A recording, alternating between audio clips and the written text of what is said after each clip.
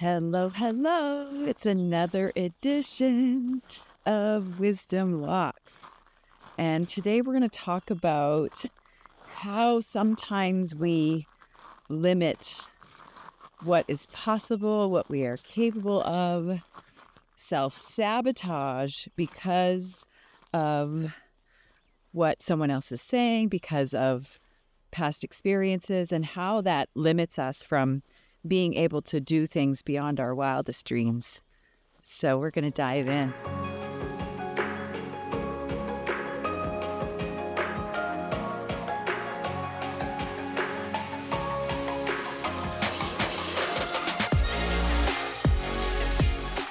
All right, so happy to be with you. Reverend Rose Hope coming at you for another edition of Wisdom Walks, and I've got some friends with me today. Here's our beautiful chickens that we have felt inspired to get as part of our belief in becoming more sustainable and allowing ourselves to have the experience. And so these beautiful hens lay almost a dozen eggs every day. And it's been such a fun process for us, for the kids, for my kids too, and some lessons in life. So these beautiful chickens brought to me a story about a farmer and his chickens. And this farmer has all these chickens, and one of the chickens is not like the others. You know, this egg was a little bigger than the others, and when it came cracking out of its shell, it was a little bigger than the others. It did not look like the others.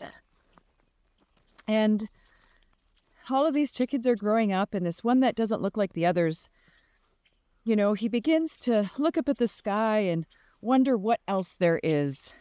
And one day, this chicken sees this beautiful eagle soaring through the sky, and he says to the other chickens, "Oh my gosh, look, I want to soar. I want to soar like that bird." And they said, "Well, you're not an eagle, you're a chicken." And so the chicken, was sad and, decided, okay, well, maybe I'll never soar like the eagle. And days later, again, the eagle flies by, and that little chicken says, "Oh, I want to soar like the eagle. Why can't I soar like that eagle?" And the other chickens say, "Trust us. There's no way. You're a chicken." And as that chicken that wasn't like the others grew and grew and grew, he realized that he was not like the others. And in fact, he was an eagle. That somehow that egg had made its way into the chicken coop. And I think there's a story about maybe the farmer bringing this egg that he finds and putting it with the chicken coop. But the point of the story is, the whole time this eagle thought he was a chicken. And so he limited himself, partly because of what the other chickens told him, but because of then, of course, him taking that on as his own limited belief. And it just reminds us that if we continue to listen to what others say and get caught up in the stories that aren't even true that we tell ourselves, we're really good at making up these stories about how things are.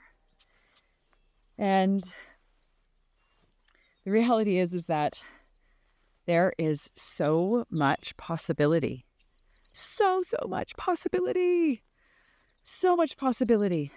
We have no idea the infinite nature of what is possible for us to create.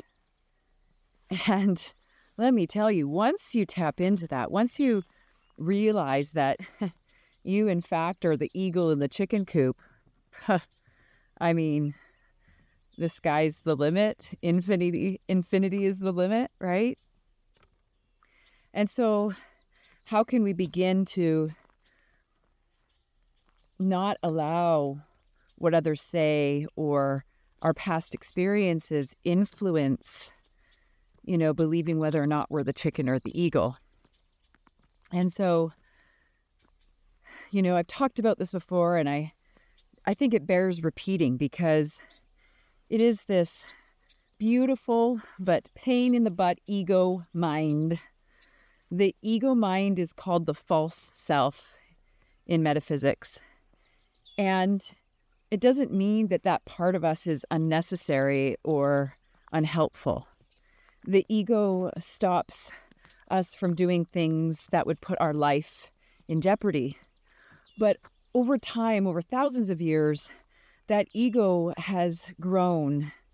And I hate to compare it to like a tumor, but it is kind of like that, if you will, that the more we feed it, the more we validate it, the more it seeps into all aspects of our lives.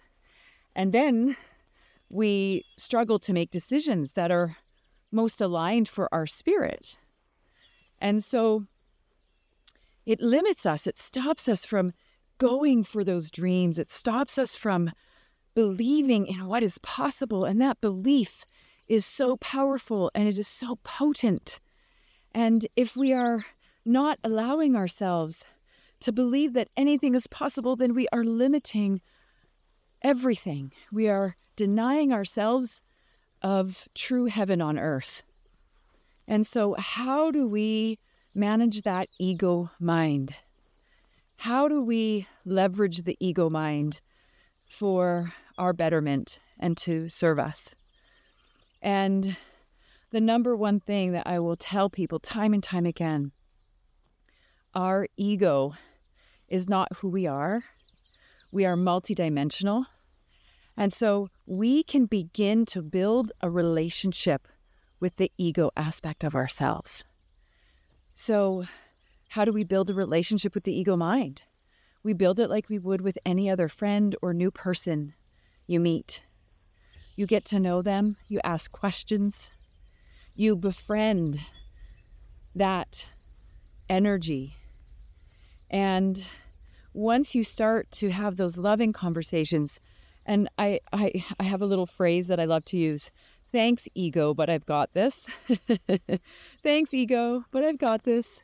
I'm going to lean in anyways to what my heart's calling me to do, even though it's scary, even though it might go sideways, I'm going to do it anyways.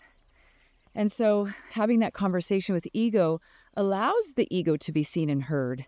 So it's not fighting for a seat, at your table.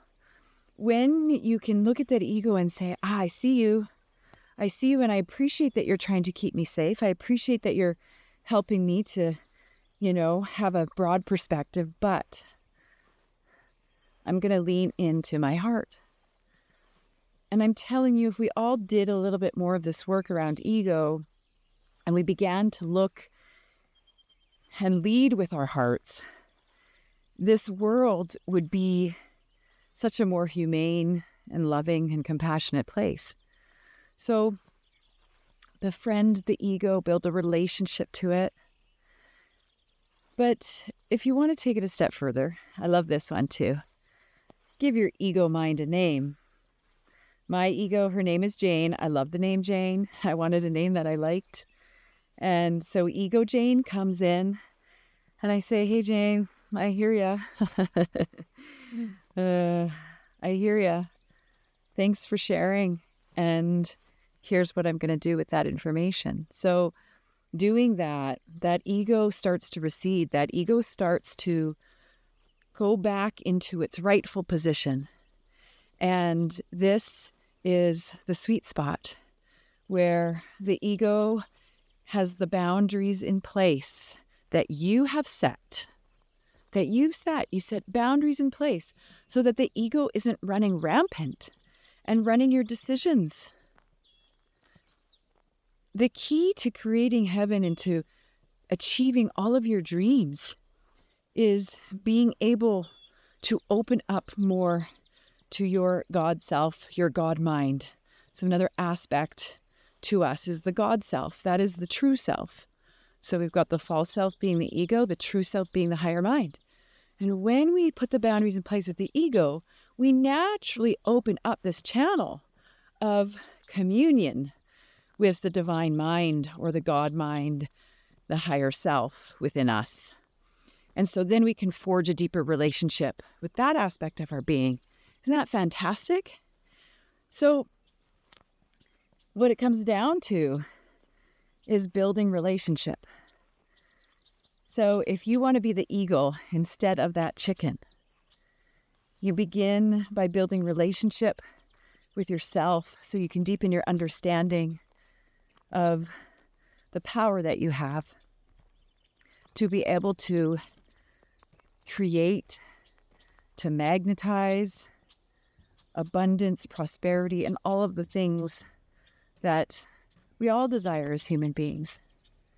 So thanks to the chickens for gracing us with a little bit of their wisdom today.